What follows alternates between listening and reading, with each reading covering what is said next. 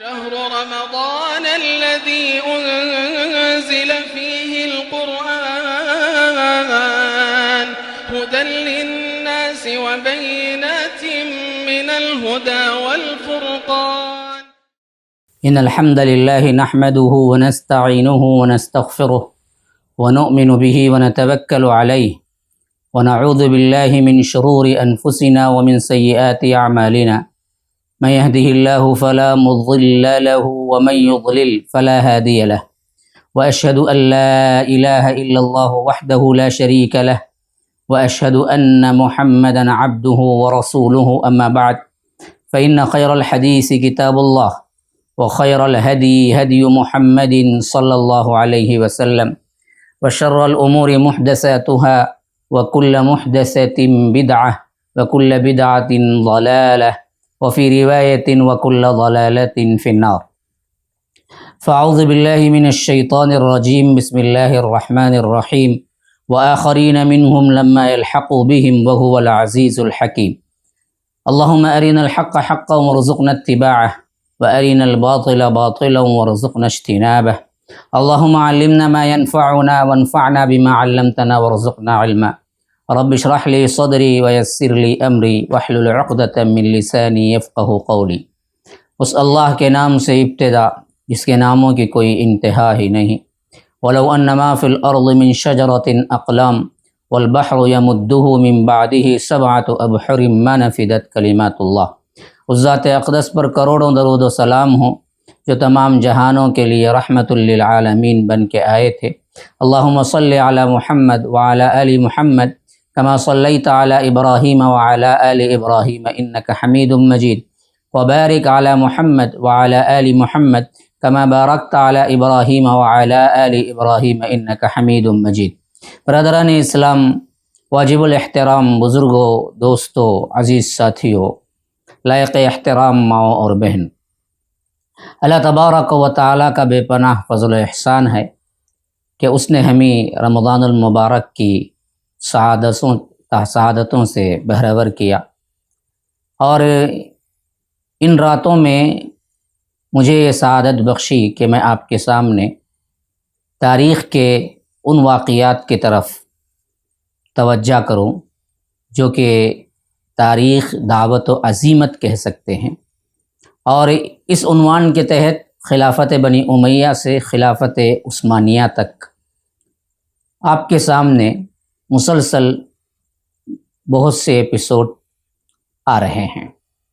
گزشتہ کی جو باتیں میں آپ کے سامنے گزشتہ ایپیسوڈ کی جو باتیں میں آپ کے سامنے رکھا، اس میں عباسی دور خلفاء کے اندر محدثین کا دور جو کہ تقریباً 200 سے لے کر 300 تک کی ہجری کا، اور محدثین کی پیدائش جو کہ عموماً امام بخاری رحمہ اللہ سے شروع ہوتی ہے، جو امیر المؤمنین فی الحدیث کہلائے، 194 سے. پھر اس کے بعد امام ابو داود کی پیدائش ہے 202 میں. پھر اس کے بعد امام مسلم کی پیدائش ہے 206 میں. پھر اس کے بعد امام ترمذی اور امام ابن ماجہ دونوں کی 209 میں پیدائش ہے، اور پھر اس کے بعد امام نسائی ہیں جو 214 میں پیدا ہوتے ہیں.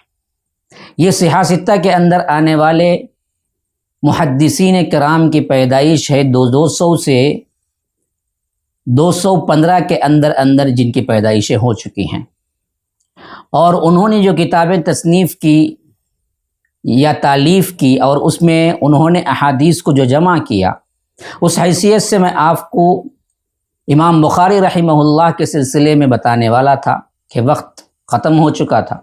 اس حیثیت سے آج میں خصوصیت کے ساتھ امام بخاری رحمہ اللہ کے بارے میں وہ باتیں ذکر کروں گا جو تاریخ میں بڑی تحقیق کے ساتھ ثبت ہے. محمد بن اسماعیل بخاری، ان کا نام محمد تھا، باپ کا نام اسماعیل تھا، بخارا کے رہنے والے رہنے سے بخاری لقب ملا، لیکن اصل میں بعد میں کتاب کا نام ہی بخاری مشہور ہو گیا.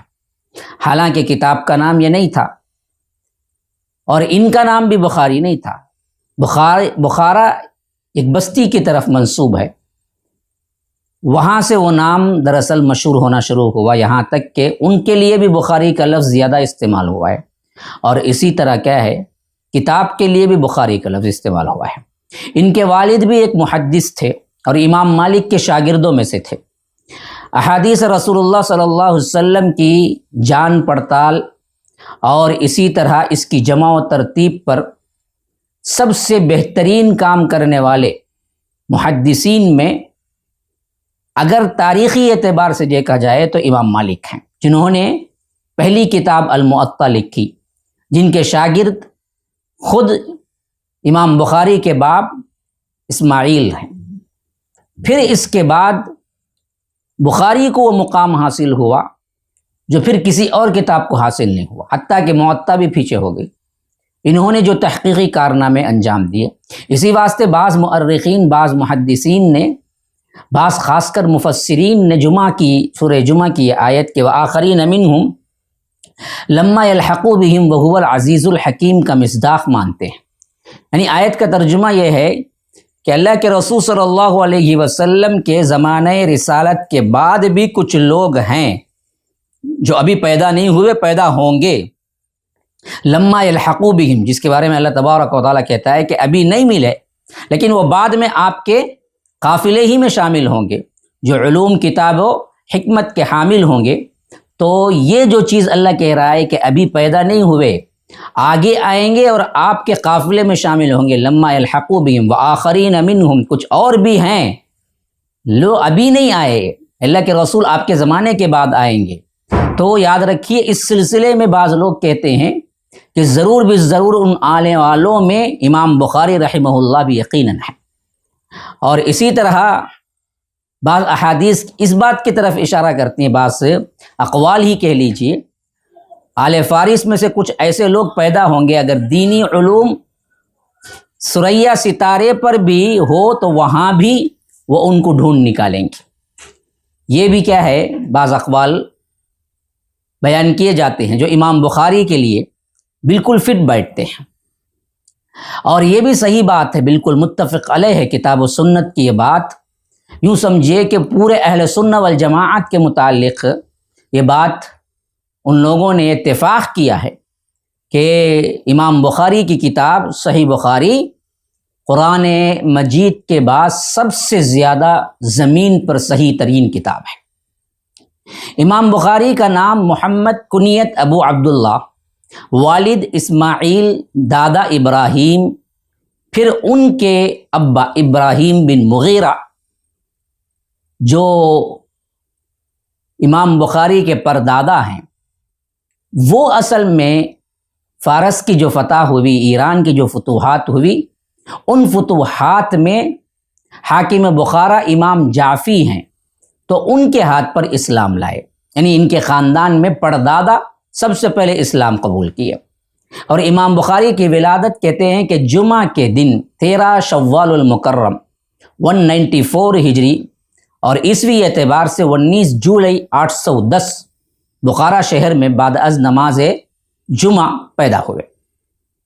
اور آپ کے والد ماجد مولانا اسماعیل صاحب اکابر محدثین میں سے ہیں، اور کنیت ابو الحسین اختیار کرتے تھے، ابو الحسن اختیار کرتے تھے، امام مالک کے خاص شاگردوں میں سے ہیں۔ اور امام مالک کے علاوہ انہوں نے حماد بن زید، ابو معاویہ، عبداللہ ابن مبارک وغیرہ سے آپ نے کیا کہے روایت حدیث کی ہے۔ اور اسی طرح اس قدر یہ پاک باز اور محتاط تھے کہ خاص طور پر اکل حلال کے سلسلے میں آپ کے مال میں ایک درہم بھی ایسا نہ تھا جسے مشکوک یا حرام قرار دیا جا سکے۔ ان کے شاگرد احمد بن حفص کا بیان ہے کہ حضرت مولانا اسماعیل کی وفات کے وقت حاضر تھا، تو اس وقت آپ نے فرمایا کہ میں اپنے کمائے ہوئے مال میں ایک درہم بھی مشتبہ چھوڑ کر نہیں چلا ہوں۔ یہ فقر امت میں کم ہی لوگوں کو حاصل ہوا ہے کہ باپ بھی محدث، بیٹا بھی محدث، بلکہ سید المحدثین بنا۔ تو یہ امام بخاری کا ٹیلنٹ اور امام بخاری کا انتخاب، امام بخاری کا درجہ بعض علماء اور صلحاء کہتے ہیں کہ اصل میں اکل حلال کی وجہ سے تھا۔ حلال کھانا اور حلال استعمال کرنا اور حرام سے بچنا، یہ امام بخاری کے والد نے اپنی زندگی کا اصول بنا رکھا تھا۔ ایک لقمہ بھی بچے کے زبان پر، بچے کے پیٹ میں حرام نہیں گیا، جس کا نتیجہ یہ نکلا کہ امام المحدثین پیدا ہوئے، امام المحدثین۔ اور یہ فخر بھی امت میں بہت کم لوگوں کو حاصل ہوا ہے، جو امام المحدثین بیٹا ہو اور باپ بھی محدث ہو۔ جیسے کہ اللہ تبارک و تعالی نے حضرت یوسف علیہ السلام کے سلسلے میں اتنا بہترین نسب بنایا کہ کریم ابن الکریم کہا گیا انہیں، یعنی خود بھی نبی، باپ بھی یعقوب علیہ السلام نبی، دادا بھی کیا ہیں نبی اسحاق، اور ابراہیم پردادا بھی نبی۔ اس حیثیت سے یہ شرف خاندانی اعتبار سے بہت بلند تھا ان کا کہ باپ بھی محدث اور بیٹا بھی سید محدثین۔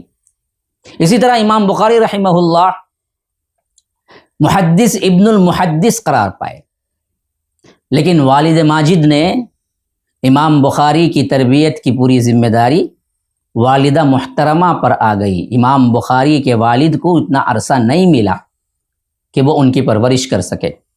روایتوں میں آتا ہے کہ وہ ابھی بچپن ہی کے دور میں تھے، امام بخاری کے والد نے انتقال کیا، یتیمی کی حالت جھیلے ہیں۔ یہ بات بھی یاد کیجئے، بڑے بڑے علماء اور صلحاء لیڈرز جو بنے ہیں، اگر آپ غور سے ان کی زندگی کا مطالعہ کریں تو معلوم ہوتا ہے کہ وہ یتیم تھے۔ اللہ کے رسول صلی اللہ علیہ وسلم کے بارے میں اللہ نے کیا فرمایا؟ الم یجد کا یتیما فآویٰ۔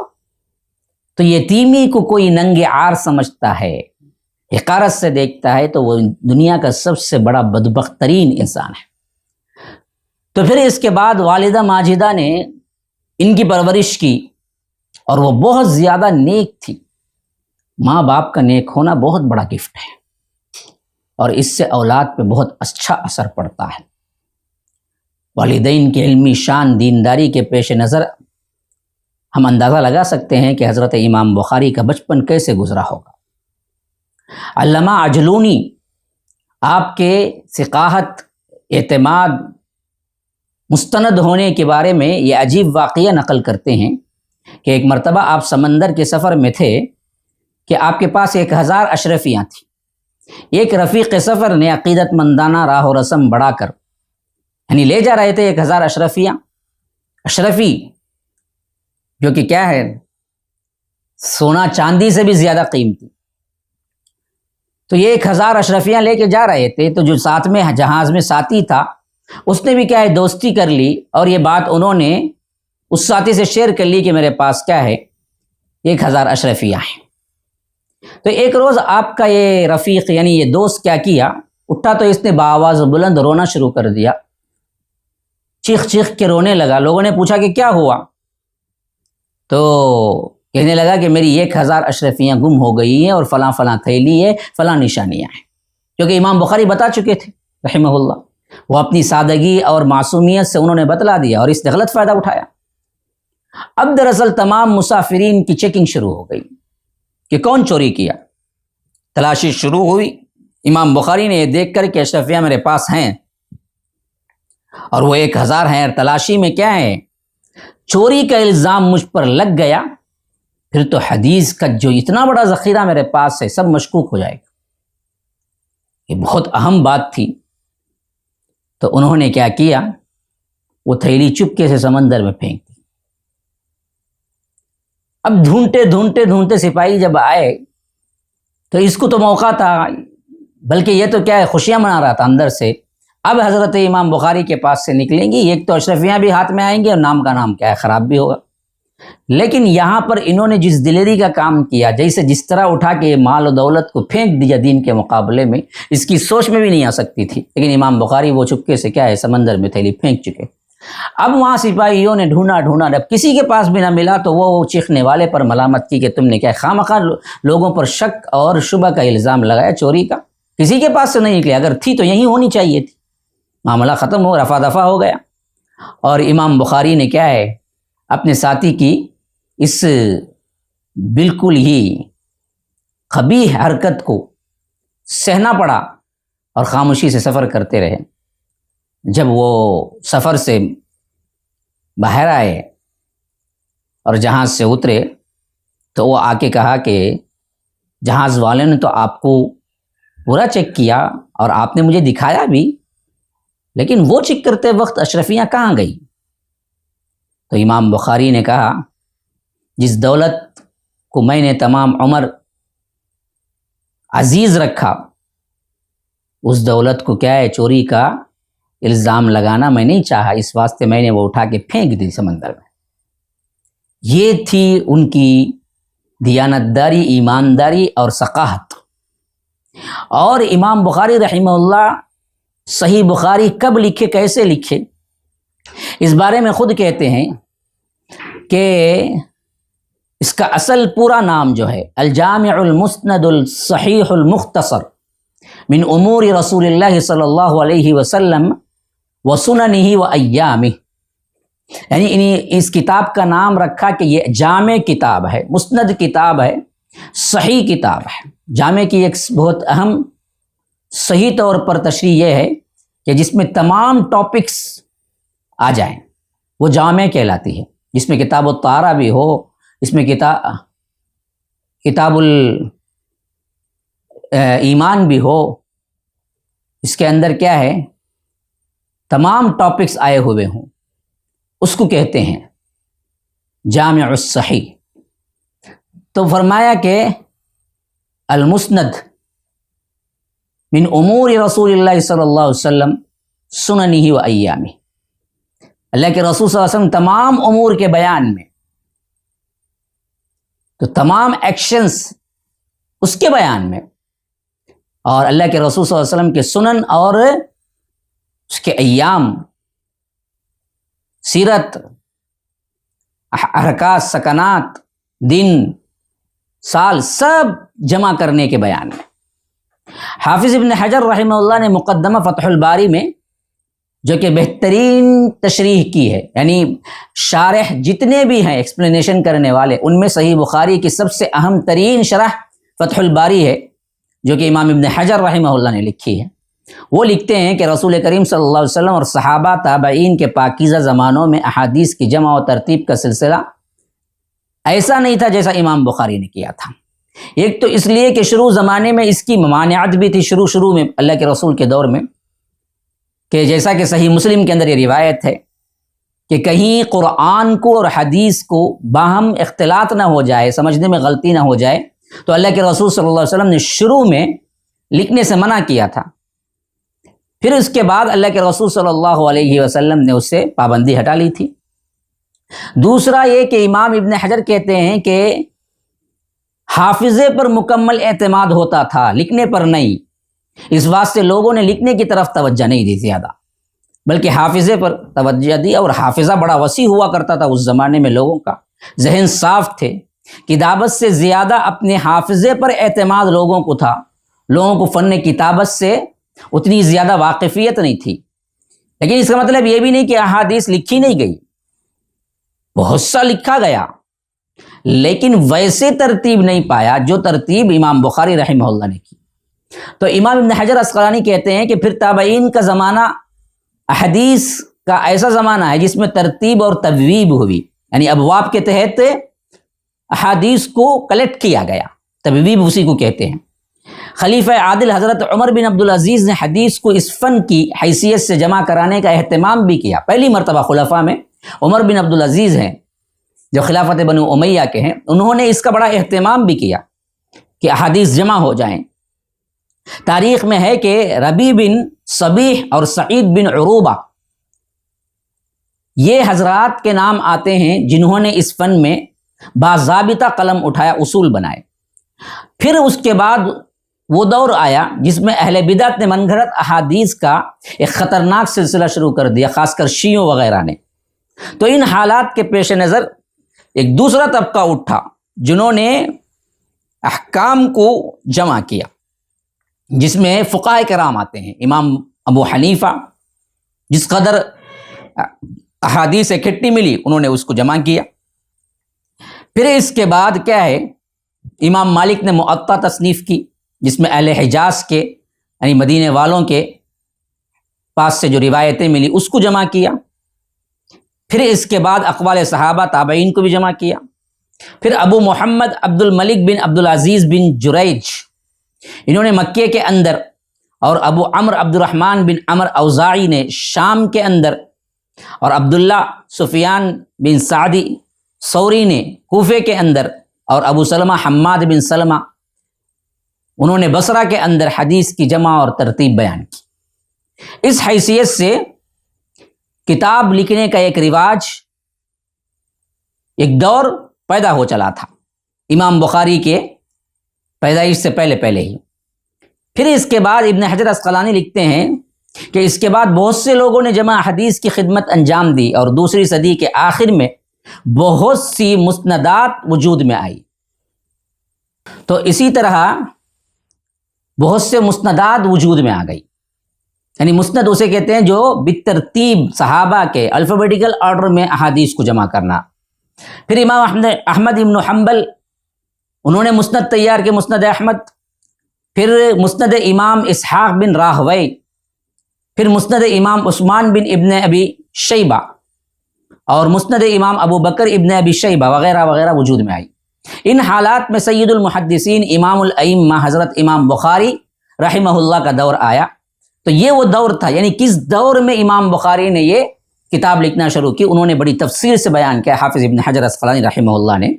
تو انہوں نے کیا کیا کہ ان کتابوں میں سے سب کچھ دیکھ بھال کے ایک نیت کی کہ میں ایسی کتاب تیار کروں گا جس میں کوئی حدیث بھی ضعیف نہ ہو۔ اور پھر طریقے تالیف کے سلسلے میں کہتے ہیں کہ خود امام بخاری فرماتے ہیں کہ میں نے کوئی حدیث اس کتاب میں اس وقت تک داخل نہیں کی جب تک کہ غسل کر کے 2 رکعات نماز ادا نہ کر لی ہو، اور بیت اللہ شریف میں اسے میں نے تالیف کیا اور 2 رکعات نماز پڑھ کر ہر حدیث کو استخارہ کر کے اس کے اندر میں نے جمع کیا۔ مجھے جب بھی اس حدیث کی صحت کا یقین ہوا تبھی میں نے اس کے اندر اس کو جمع کیا، اور اس کے لیے میں نے اللہ اور بندوں کے درمیان حجت قائم کی، یعنی 2 رکعت نفل نماز کا پڑھنا اور بیت اللہ کے قریب بیٹھ کے اس کو لکھنا، اور ہر مرتبہ کیا ہے استخارہ کرنا، پھر اس کے اندر جمع کرنا۔ اتنا اتھینٹیکیشن ہو گیا، یہ اتنا مستند ہو گئی کتاب کہ میں نے اسے اللہ اور بندوں کے درمیان حجت بنا دیا، اور 6 لاکھ حدیثوں میں سے میں نے اسے کانٹ چھانٹ کر کے دراصل آپ کو 6000 کچھ زائد کچھ نیچے احادیث بالتکرار امام بخاری نے درج کی۔ علامہ ابن عدی اپنے شیوخ کی ایک جماعت سے نقل کرتے ہیں کہ امام بخاری الجامع الصحیح کے تمام تراجم و ابواب کو حجرہ نبوی اور ممبر کے درمیان میں بیٹھ کر ترجمۃ الکتاب کو 2 رکعات نماز پڑھ کر استخارہ کر کے کامل اطمینان قلب حاصل ہونے پر لکھا کرتے تھے۔ یعنی لکھے کیسا؟ ایک تو کتاب مکے میں بنی، لیکن اس کے عنوان، ہیڈنگ، سب ہیڈنگ، تراجم، اس کو جو بنایا وہ خود بھی ایک بہت اہم کام تھا، بہت بڑی فقہ تھی، اور اس کو مدینے میں حجرہ نبوی کے قریب، حجرہ نبوی اور ممبر، ان دونوں کے درمیان کا جو ایریا ہے نا، اس ایریے میں بیٹھ کر، اس سے پتہ چلتا ہے کہ امام صاحب سفر میں، حضر میں، ہر جگہ تالیف کتاب میں مشغول رہا کرتے تھے، اور جب بھی جہاں بھی کسی حدیث کو صحیح ہونے کا یقین ہوتا تو اس پر نشان لگا کے بعد میں اس کو تقریباً درج کرتے تھے۔ اور اسی طرح امام صاحب نے ایک بار حرم محترم میں اور دوسری بار مدینہ منورہ مسجد نبوی میں ممبر و محراب کے درمیان میں بیٹھ کر انجام دیا، ایک حصہ وہ جو مکے میں، ایک حصہ وہ جو مدینے میں۔ اور اس طرح امام بخاری رحمہ اللہ نے جو کتابیں اس معاملے میں استفادہ کی، یہ تقریباً 1080 کتابیں بتائی جاتی ہیں، جن سے انہوں نے کیا یہ حدیث کو کلیکٹ کیا، اور 60 پر 1 سال کی عمر میں بعض لوگ ایکوریٹ کہتے ہیں کہ 60 پر 1 سال 11 ماہ 18 یوم کی عمر میں جمعہ یکم شوال یعنی عید الفطر کے دن 250 پر 6 ہجری مطابق یکم ستمبر 870 کو بعد نماز عشاء خرتنگ ایک مقام کا نام ہے، وہاں وفات پائی جو سمرقند کے شہر سے 10 میل دور ہے۔ اور یہاں پر کیا ہے، امام بخاری رحمہ اللہ کی وفات ہوئی۔ اور صحیح بخاری کے سلسلے میں یہ بات بھی جان لیجیے کہ اہل سنہ والجماعہ کے نزدیک مشہور حدیث کی کتاب امام بخاری رحمہ اللہ کی جو بخاری ہے سب سے صحیح تر کتاب ہے، اور امام بخاری نے اسے 16 سال کی مدت میں ختم کیا، 16 سال کی محنت لگی ہے۔ اور اس سلسلے میں وہ کہتے ہیں کہ 6 لاکھ احادیث سے میں نے اس کو جمع کیا۔ اور اسی طرح اس حدیث کی کتاب کے سلسلے میں خصوصاً علماء بیان کرتے ہیں کہ بے شمار انہی کے دور میں اس کو پڑھنے والے دورہ کرنے والے بن گئے۔ تقریباً 80,000 لوگوں نے اسی وقت امام کے سامنے اس کو دورہ کیا اور پڑھا۔ اور اسی طرح امام بخاری کی زندگی ہی میں بڑی شہرت اور مقبولیت اس کتاب کو حاصل ہو گئی، حتیٰ کہ اس کی شہرت کی اتنی عام ہو گئی اس کی شہرت کہ بڑے بڑے علماء اس پر متوجہ ہوئے، تعلیقیں لکھی، شروحات لکھی، ایکسپلینیشنز لکھا، مختصر لکھے، اس کے لیے جامع بنائے، اس کے کتابوں پر کتابیں بنائی گئی، اس کتاب پر بڑی بڑی کیا ہیں کاوشیں کوششیں کی گئی۔ یہ ہے صحیح بخاری جو تالیف ہوئی۔ اور پھر اس کے بعد امام مسلم رحمہ اللہ نے صحیح مسلم کی جو تالیف کی، یہ بھی اہل سنہ والجماعت کے بعد جماعت کے نزدیک مسلمانوں کی ایک اہم حدیث کی کتاب ہے، جو قرآن مجید صحیح بخاری کے بعد 3 نمبر پہ آتی ہے، صحیح مانی جاتی ہے۔ یہ کتاب کتب الجوامع بھی شمار ہوتی ہے، یعنی اس میں بھی کیا ہے بہترین احادیث کا کلیکشن، اور خاص کر ہر قسم کی احادیث کو اس میں لانے کی کوشش کیجیے، عقائد پر ہو، کتاب پر ہو، طہارہ پر ہو۔ کیونکہ بعض کتابیں وہ ہیں جو طہارہ سے شروع ہوتی ہیں، بعض کتابیں وہ ہیں جو صرف کیا ہیں کتاب الایمان سے شروع ہوتی ہیں۔ ان دونوں کو جو ملایا گیا اسے کہتے ہیں جامع۔ اب انہوں نے امام بخاری نے بھی وہی کیا، امام مسلم نے بھی وہی کیا۔ امام مسلم کا اصل نام مسلم تھا، کنیت ابو الحسین تھی، باپ کا نام حجاج تھا، قشیری نیشاپوری تھے، نیشاپور کے رہنے والے تھے۔ اس کتاب میں صحیح احادیث کو جمع کیا ہے جس کی صحت پر علماء اور محدثین کا اتفاق ہے۔ صرف مرفوع روایات کی نقل جو ہوئی ہے اس حساب سے تمام علماء، تمام فقہا اس پر متفق ہیں کہ سب کے سب صحیح ہیں۔ اور تقریباً 15 سال میں امام مسلم رحمہ اللہ نے اس کو تیار کیا، جس میں سے 3000 سے زائد احادیث بغیر تکرار کے ہیں۔ تکرار ملا لی جائے تو تقریباً کیا ہیں اس کے اوپر آتے ہیں، ڈبل ہو جاتے ہیں۔ تو امام مسلم رحمہ اللہ نے یہ کام کیا، اور یہ کام کر کے پہلے امام بخاری سے امام مسلم کو پیش کیا۔ امام بخاری امام مسلم کے استاد ہیں، اور امام مسلم کے استاد امام احمد بن حنبل ہیں۔ تو یہ بخاری و مسلم کا خلاصہ ہے۔ انشاءاللہ اگلی کتابوں کا بھی خلاصہ میں آپ کے سامنے پیش کروں گا۔ ھذا وباللہ التوفیق، صلی اللہ وسلم علی نبینا محمد۔ اسأل اللہ لی ولکم ولسائر المسلمین من کل ذنب فاستغفروہ انہ هو الغفور الرحیم۔ والسلام علیکم ورحمۃ اللہ وبرکاتہ۔